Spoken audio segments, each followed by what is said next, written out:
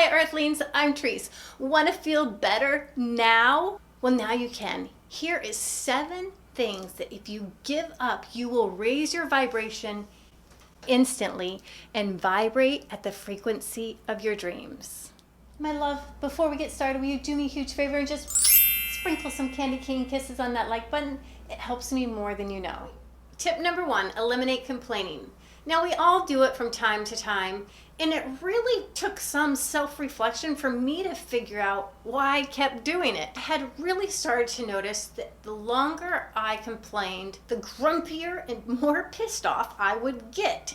Before, I was almost like a 2-year-old in my self-righteous stance, yelling at everything that moved, even the books. So I was like, why am I torturing myself by continuing to talk about something that bothers me? And I realized because I was getting a couple benefits. You get comforting, you get love, you get affection, you get attention. And that's why we keep doing it. We get the short-term win of feeling seen and heard, but this long-term gain of feeling more crappy and depressed. So I was like, how can I get out of this complaining riddle? It wasn't making me feel better. It wasn't solving anything. But I had this irrational fear that if I didn't mention it, my soul would not rest. So I picked up an Abram Hicks suggestion and allowed myself to talk about it for 17 seconds. She says that for a thought to gather momentum and energy, you need to rest on it for 17 seconds or more. I don't know how she came up with that, but it suited me just fine. It allowed me to be like, this is totally bothering me and I'm so angry, and say what I needed to say and then be done with it. At first, it took a little bit restraint, but I was feeling so much better. And soon I didn't even need the training wheels of the 17-second philosophy. I could just see myself starting to complain and then, like a little puppy dog, divert my attention to something nice. I'm like, it sounds like a good time for an ice cream sundae. Tip number 2, let go of being right. When I was able to do this, I turned into liquid light. I used to fight to the death to be right about stuff, to pound my truth into somebody else, usually my husband. That previous me felt like I was doing that to help the other person so that they could see the light, so that they could be on the right path, so that good things could happen into their life. I realized I wasn't doing any of that. Just think about it. Take politics for an example. No matter what side you are on, Republican or Democrat, pick your side. Now, pretend you're having a conversation with a person that's on the other side and you're trying to convince them that your point of view is correct on a certain issue. Do you think that they're just going to be like, yeah, you know what? I had it totally backwards. No, if they say you're right, usually it's because they were trying to escape the conversation. And if you really want to change people's view or perspective, go do the thing that I'm preaching myself. Just be the change you want to see in the world. If you want financial freedom, get financial freedom for yourself and inspire others.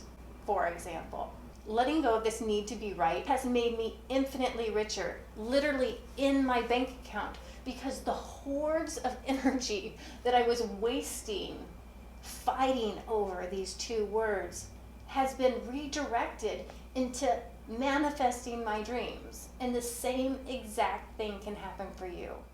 Tip number 3, eliminate media that makes you feel bad. You know what I'm talking about. For example, when I was pregnant, I do not know why, but I was like a moth to the flame to stories about people that murdered other people. Chris Watts, this gentleman, murdered his whole family.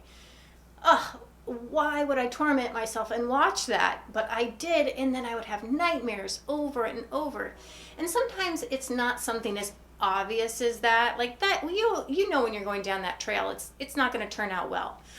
But my friend invited me to an Oscar-nominated movie, Manchester by the Sea with Casey Affleck. If you don't know about this movie, in it, Casey Affleck is a man who accidentally burns down his house with all his kids in there, And the story just gets worse from there. There's no happy ending. And about 3 or 4 times during the movie, I wanted to get up and leave. I was like, this is hurting my soul to watch. I'm supposed to be having a good time. But I felt compelled to be a good friend and sit there with my friend. When truth be told, I'm sure he would have been okay if he'd be like, you know what, I'll just catch you later. So what I try to do is I try to stack the decks so that I can win on this front more often. For example, politics. I have told my entire family members, please do not include me in the political discussion. So if you know something just rubs you the wrong way or is going to make your vibe go downhill, protect it. You're worth it. Tip number 4 is to get rid of some of your stuff. Your environment has a huge effect on you, whether you're conscious of it or not. And if this idea of divulging yourself, some of your stuff, strikes fear into the core of your being, you're not alone. This is exactly how my son feels when I ask him if he's ready to part with any toys. He's like, Mommy, no, I'm still enjoying them all. But when he's at school, I go through his toys and I take out anything that's broken, anything that's not matching, and I put them in a bag and I put them in our closet. When he comes home, I say, hey, here's this absolutely teeny micro thing that you adore. Remember that cake topper, Ninja?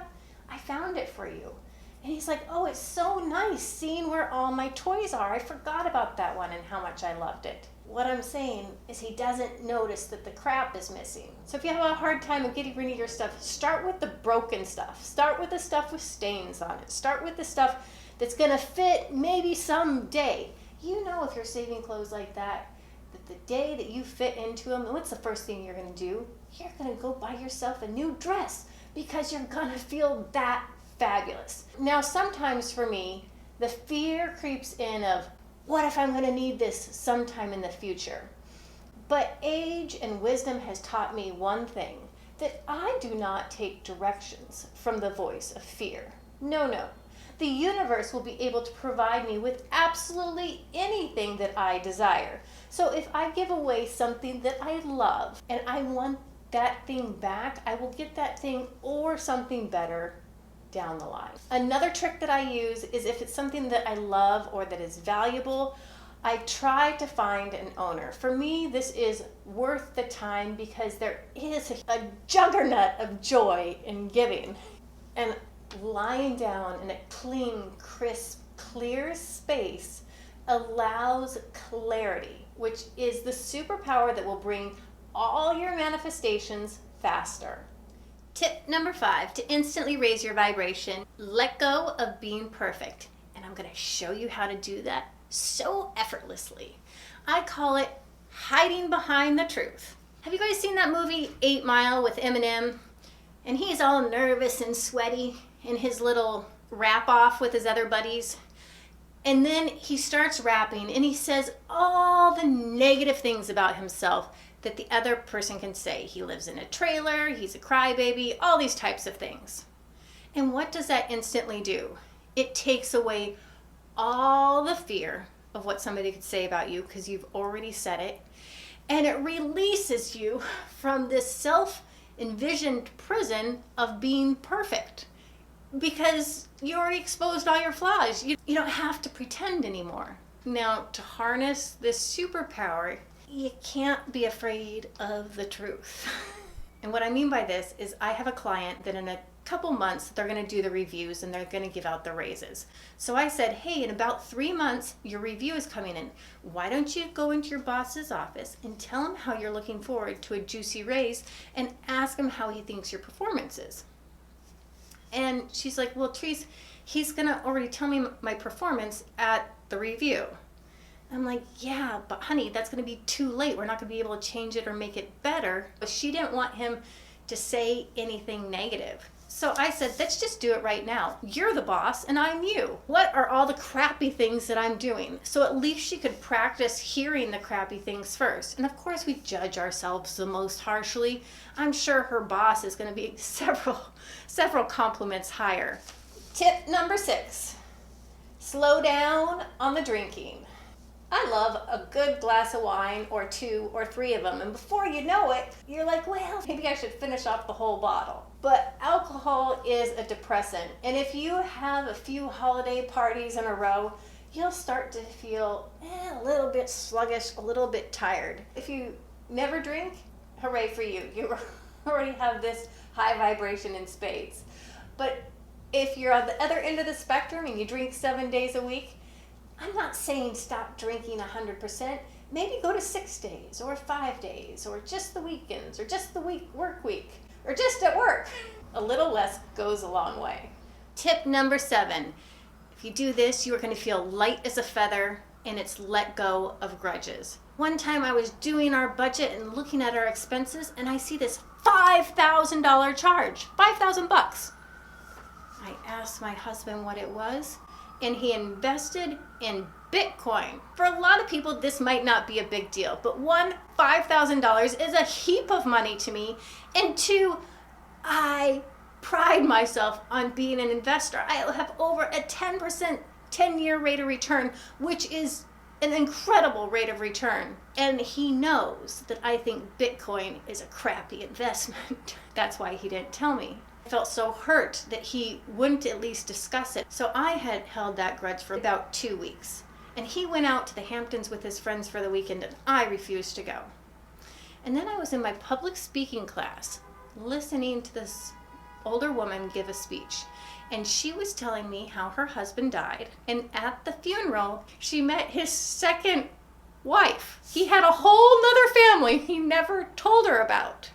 In that light of day, my grudge did not seem so big, and I was able to grasp on to the 2 principles that have really helped me. 1, for the most part, everybody is doing the best with what information they currently have. My husband no longer thinks Bitcoin is a fabulous investment because it went through the floor. But he needed to learn that on his own skin, not from me telling him what to do.